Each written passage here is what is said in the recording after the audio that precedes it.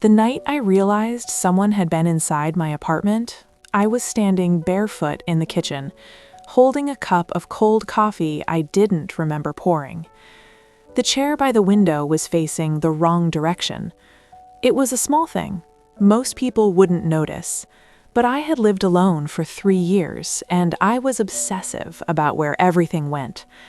That chair always faced the wall because the window looked directly into another building, and I hated the feeling of being watched. My stomach dropped. I stood completely still, listening. The refrigerator hummed. A car passed outside. Somewhere upstairs, someone laughed. Everything sounded normal, which somehow made it worse. I checked the lock on the door. Still locked. That was the first night I slept with every light on. I moved to the city with one suitcase, a cracked phone, and a promise I made to myself after leaving my husband. I will never depend on anyone again. People think leaving is the hard part. It's not. Staying gone is. I worked 2 jobs, daytime at a dental office, nights cleaning a gym. I took the bus home at 2 a.m., keys threaded between my fingers like claws. I learned which streets had working streetlights and which ones smelled like trouble. My apartment was tiny but mine. Thin walls, flickering bathroom light, a window that never quite closed all the way. But it was quiet, safe. Or so I thought. After the chair incident, little things started happening. My shampoo bottle would be open when I knew I'd closed it. My bedroom door would be slightly ajar. Once, my phone charger was unplugged and wrapped neatly beside the outlet. Too neat. I told myself I was tired, overworked, paranoid. Women learn early how to gaslight themselves. One night at the gym, a man started coming in right before closing. He never worked out, just sat on the bench scrolling his phone, watching the mirrors. "You almost done?" he'd ask, every single night. Something about the way he said it made my skin crawl, like he already knew the answer. I reported it to my manager. He laughed and said, "Relax, he's harmless." That word again, harmless. The same week, I found a note taped to my apartment door. "You forgot to lock up yesterday." No name, no explanation. I didn't sleep at all that night. I sat on my bed with a kitchen knife until sunrise, heart racing at every sound. The next day, I called the police. They checked the locks, took a report, told me there was no sign of forced entry. Probably a neighbor, the officer said, or kids messing around. I nodded like a good, reasonable woman. Inside, something was screaming. It escalated fast. I came home early one afternoon and smelled cologne. Strong, expensive, definitely not mine. My bathroom mirror had a fingerprint on it, right at eye level, like someone had leaned in close. I packed a bag and stayed with a coworker for a few nights. When I came back, my bed was made differently, the blanket tucked in tight the way my mother used to do it. That's when I knew. Someone wasn't breaking in. Someone had a key. I changed the locks the next day, took time off work I couldn't afford. My hands shook the entire time the locksmith worked.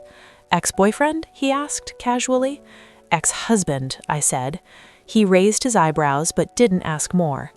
That night, for the first time in weeks, I slept in the dark. 3 days later, my phone buzzed at 11:47 p.m. Did you really think that would stop me? I stared at the screen until the words blurred. Then another message came through. "You always were bad at thinking things through." The number was blocked. I didn't scream. I didn't cry. I did what women are trained to do in emergencies. I survived. I grabbed my bag, my documents, my laptop, and left. I didn't even turn the lights off. At a 24-hour diner across town, I finally broke down. My hands shook so badly I spilled water all over the table. The waitress didn't ask questions. She just refilled my cup and said, "You're safe here, honey." I wanted to believe her. I stayed in motels after that. Cheap ones, different ones. I paid cash. I stopped posting online. I changed my routine. Still, every place felt temporary, like I was already gone. One night, I woke up to someone knocking on my motel door. Not pounding, not urgent, slow, patient. Knock. Pause. Knock. I didn't move, didn't breathe. Then a voice I recognized slid through the door like poison. "I know you're in there." My ex-husband. The man I'd married at 22 because he told me I'd never survive without him. "I just want to talk," he said softly. The knob turned. Locked. Silence stretched so long my ears rang. Finally, footsteps faded. I waited an hour before moving. That was the night I stopped running. I went to a women's advocacy center the next morning, sat in a small room with pastel walls and a box of tissues between us. I told my story to a woman who didn't interrupt, didn't doubt, didn't minimize. She helped me file a restraining order, helped me document everything: messages, dates, locations. "He's escalating," she said. "That's not your fault." For the first time, someone said it out loud. 2 weeks later, the police found him inside my old apartment, sleeping in my bed. He said he was checking on me. They arrested him for stalking and breaking the order. In court, he cried, told the judge he loved me, that he was worried about me, that I was confused. I sat there shaking, but I didn't look away. The judge didn't either.